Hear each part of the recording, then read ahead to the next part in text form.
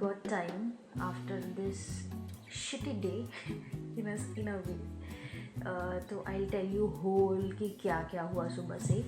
तो मेरी actually train थी from Singapore to Malaysia, shuttle train, जो 11 बजे की थी एंड जो 5 मिनट में आपको पहुंचा देती है. बट मेरे दिमाग में ये चल रहा था कि वो 12 बजे की ट्रेन है एंड मैं हॉस्टल से लेट चेकआउट करके लेट पहुंची एंड फिर बाद में 10:30 बजे I was like okay let me just see the ticket. And मैंने देखा कि मेरी ट्रेन 11 बजे की थी और भाई मेरे पैरों तले तो ज़मीन खिसक गई, आसमां फट गया. क्या हुआ पूछो मत. मैंने बोला हे राम, मेरा तो क्या ही करूँ. मैं तो इतनी ज़्यादा परेशान हो गई थी. मतलब वैसे मुझे पता था दूसरे ऑप्शंस है बट स्टिल देखो जैसे मलेशिया वीज़ा फ्री है and still there were like मैंने लॉट्स ऑफ वीडियोस देखे थे, तो मुझे बहुत डर लग गया था कि फिर इमिग्रेशन में कुछ प्रॉब्लम तो नहीं होगा, क्योंकि मैंने MDA से कुछ किसी दूसरे ट्रैवल मोड के साथ भर दिया, फिर मेरी ट्रेन छूट गई और क्या क्या. मुझे बड़ा डर लग रहा था but I was like okay चलो चलते हैं अपन एक बार चेक पॉइंट पर, देखते हैं कि क्या हो सकता है. मे बी अगर कोई नेक्स्ट ट्रेन अवेलेबल होगी. तो मैंने ऑनलाइन चेक किया, वहाँ पे बस सारी ट्रेन सोल्ड आउट थी, सारी. बस 2 ही ट्रेन थी जिसमें 2 सीट्स अवेलेबल थी. तो मैंने सोचा कि मैं उसको ऑनलाइन बुक करती हूँ, बट फिर मैंने सोचा कि let's just go to station and let's see what happens. मतलब ऑनलाइन बुक करने से अच्छा है कि हम स्टेशन में जाकर देखते हैं. ये कर ली मैंने दूसरी गलती. क्यों? क्योंकि जब मैं स्टेशन पहुंची और मैंने उनको बोला कि मेरी ट्रेन थी, मेरी ऐसे छूट गई है, तो मुझे लगा कि मैं स्टेशन से ही कोई दूसरा ट्रेन बुक कर लूँगी. तो देवर लाइक ठीक है, आप ऑनलाइन वेबसाइट पे देख लीजिए, अगर वो अवेलेबल होगी तो बुक कर लीजिए. तो मैंने देखा कि वो सारी ट्रेन सोल्ड आउट हो गई थी and I was like hey भगवान, अब मैं क्या करूँ.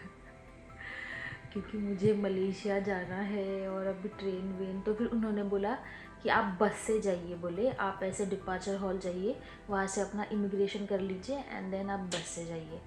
तो आई वाज लाइक चलो चलते हैं. एंड फिर बाद में मैंने डिपार्चर हॉल में गई, मैंने मेरा इमिग्रेशन किया, आउट इमिग्रेशन. एंड फिर बाद में मैं वहाँ जोहर बारू चेक पॉइंट के लिए बस लेने के लिए चली गई. अभी वहाँ पे जो था वो मुझे टिकट मांग रहा था.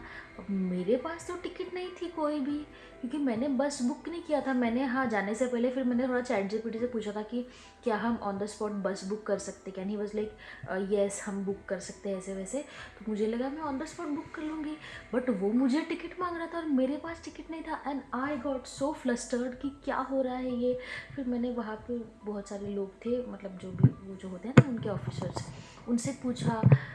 वो मतलब कुछ बताया यार, पर सही से 10 लोगों के 10 डायरेक्शंस. वो बोल रहे थे आप इधर से जाओ, नहीं जाओगे तो आपको टिकट लगेगा, फिर या फिर आपका वीज़ा कार्ड भी चलेगा, या फिर आप कैश चलेगा ऐसे वैसे, या फिर आप उधर से जाओ आपका वो क्या इजी लिंक कार्ड वो भी हो जाएगा. और मैंने आज सुबह इजी लिंक कार्ड में मतलब $4 डाले थे, तो मेरे पास इजी लिंक कार्ड में पैसे थे. तो वो बोले कि आप उधर से जाओ, उधर से मतलब आपको अब जा सकते हो विद इजी लिंक कार्ड. तो ध्यान रखिए जब भी आपको अगर मलेशिया जाना है बाय ट्रेन और बाय बस, तो जब अगर आप बस से जा रहे हैं, इमिग्रेशन क्लियर करने के बाद वहाँ पे 2 टाइप की बसेस होगी. एक तो जहाँ पे आप टिकट प्री बुक करके जाते, मतलब टिकट जो भी है टिकट लेते हो, एंड जहाँ आप अपना वीज़ा कार्ड या फिर कैश ये सब चीज़ें दोगे. और एक होता है जो जहाँ से most of the Singaporean people जाते हैं, क्योंकि वहाँ पे अगर आपके पास इजी लिंक कार्ड है you can just tap it, उससे भी पैसे डिडक्ट हो जाएंगे.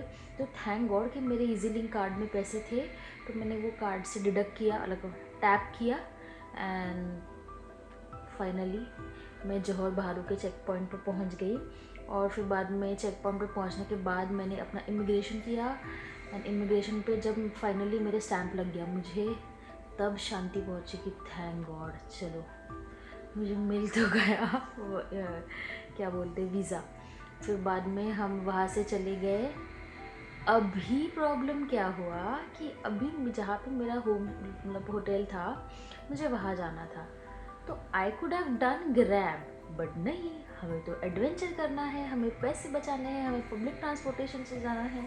तो मैं चली गई भाई JB सेंट्रल पब्लिक ट्रांसपोर्ट से बस बुक करने के लिए।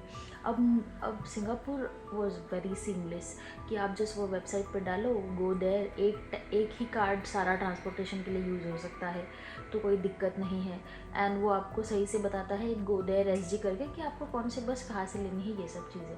अभी यहाँ वैसा कुछ सिस्टम नहीं है and I got so confuse, क्या करें। तो मैंने जो गूगल मैप होता है, गूगल मैप से मैंने चेक किया कि कौन सा पब्लिक ट्रांसपोर्टेशन है एंड फिर मैं चली गई। अब उसमें मुझे ये नहीं समझ रहा था कि बस नंबर कौन सा है, कहाँ से क्या लेना है। अब मैं वहाँ के लोगों को पूछ रही हूँ तो वो जो बूढ़े लोग हैं वो बता भी नहीं रहे थे सही से, मतलब आप यहाँ से जाओ, वहाँ से जाओ, ऐसे ऐसे करके। फिर फाइनली मुझे एक थे, वो थोड़े यंग थे, मैंने उनसे पूछा कि ये क्या है तो बताइए। वो बोल रहे थे कि ये T21 बस है, आपको उधर से जाना पड़ेगा। और इन सब चक्कर में मेरी T21 बस छूट गई। ये आज मेरा दिन था बसेस छोड़ने का, जो सुबह मैंने ट्रेन छोड़ दी और बाद में मैंने बस छोड़ दी। तो फिर बाद में मुझे और वेट करना पड़ा और आधे घंटे बाद फिर से वो बस आई। फिर वो बस में मैं बैठी।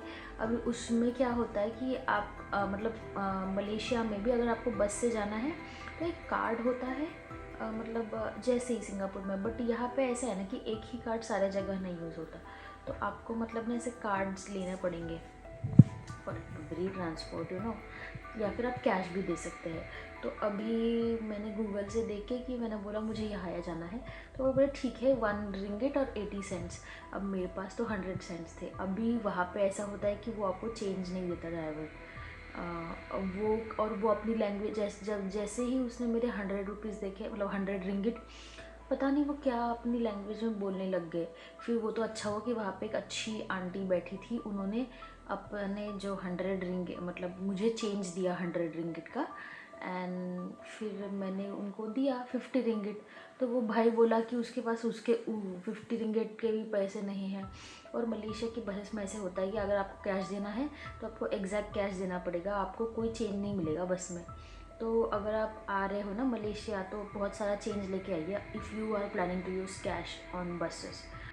फिर फाइनली मैं पहुंच गई। अब जहाँ से बस स्टॉप था वहाँ से मेरा होम स्टे 700 से 800 मीटर था, ठीक है। फिर मैं चली गई अपना बैग लेके। अब वो रास्ता था अप हिल, ऐसे मुझे इतना हैवी बैग लेके चढ़ना था और इतनी धूप, और ऑलरेडी मैं इतनी एग्जॉस्ट हो गई थी सुबह से। मैं उतना बड़ा हैवी बैग लेके चढ़ गई। चलो मैं ऑलमोस्ट जब मैं पहुंचने वाली थी तो रास्ते में वो जो रास्ते के कुत्ते होते हैं ना, वो पता नहीं मुझे देख के इतना भौंकने लग गया। और फिर बाद में वो एक भौंका और उसने अपने सारे गैंग को बुला लिया और उतने 4 से 5 कुत्ते आके मेरे सामने भौंकने लग गए।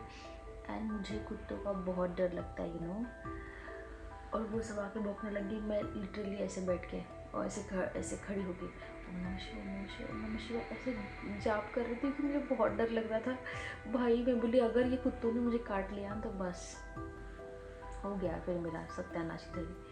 पर नहीं, मैंने कुछ किया नहीं, पर वो चले गए फिर वो कुत्ते सब।